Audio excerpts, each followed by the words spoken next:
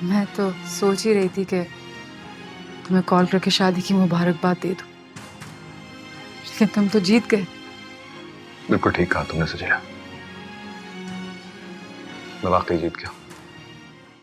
दोस्तों समटाइम्स ये लड़कियां भी ना हैरान कर देने वाली हरकतें और बातें करती हैं, और इन्हीं में शामिल है ये सजीला भी। पहले शानी को चैलेंज करती है कि अगर तुम मुझसे मोहब्बत करते हो तो शान से शादी कर लो, और फिर उसको उकसाती भी है कि करके दिखाओ ना।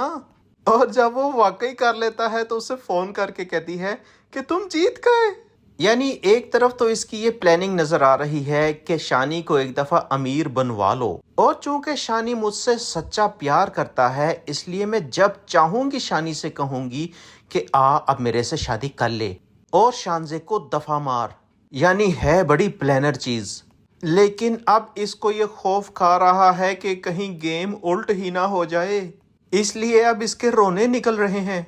शानी उससे कहता है कि अब तो मैं मोहब्बत की आजमाइश पर पूरा उतर गया हूँ, या अब भी कोई इम्तिहान बाकी है। इसीलिए जब सजीला उसे कहती है कि शादी की बहुत बहुत मुबारक हो तुम्हें, तो वो गुस्से से कहता है कि बकवास मत करो। वैसे इस पॉइंट पर इसने मर्द का बच्चा होने का सबूत दिया है। क्या ख्याल है नाजरीन?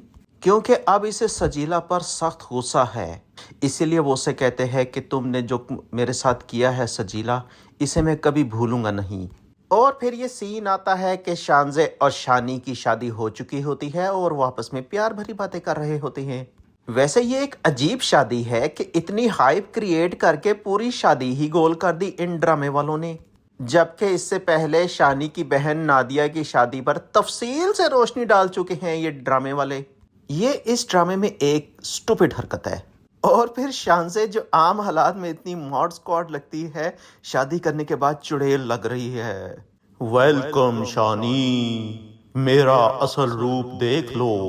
शानी दबे दबे अल्फाज में उसे कह रहा होता है कि तुम्हें शादी की मुबारक हो, और वो कहती है तुम्हें भी बहुत मुबारक हो शानी। और फिर कहती है ऐसे क्या देख रहे हो।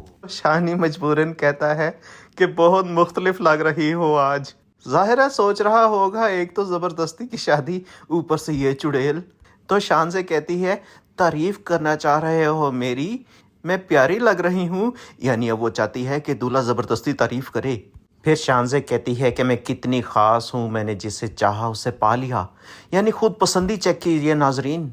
ये एक्स्ट्रा जो होती है ना अमीर कबीर लड़कियां, इनको इस किस्म के सुपीरियरिटी कॉम्प्लेक्सेस होते हैं। लेकिन फिर वो शानी से कहती है कि मैं चाहूँगी कि हम इस रिश्ते को बहुत मोहब्बत और खलूस से निभाएं। तो शानी कहता है कि तुम्हारी ये बातें मुझे परेशान कर देती हैं। फिर बेचारा शानी अगली सुबह अपने सास ससुर के साथ बैठकर नाश्ता कर रहा होता है, तो उसे पता चलता है कि सास और ससुर के दरमियान भी नोक झोंक की जंग जारी रहती है। ये उसके ससुर की एक मजेदार बात तो सुनिए। और सच ये है कि टॉक्सिक रवैये बर्दाश्त करने की अहलियत मुझ में ज्यादा है। सारी जिंदगी तो मैंने तुम्हें बर्दाश्त किया।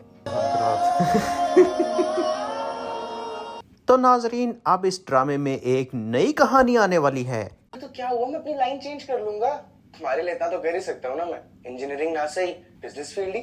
और वो ये कि जुगनू अपने भाई के नक्शे कदम पर चल कर एक अमीर लड़की को फांसना चाहता है, इसीलिए अब वो इंजीनियरिंग को छोड़कर उस लड़की के डिपार्टमेंट को ज्वाइन करना चाहता है जो कि मैनेजमेंट साइंसेस का है।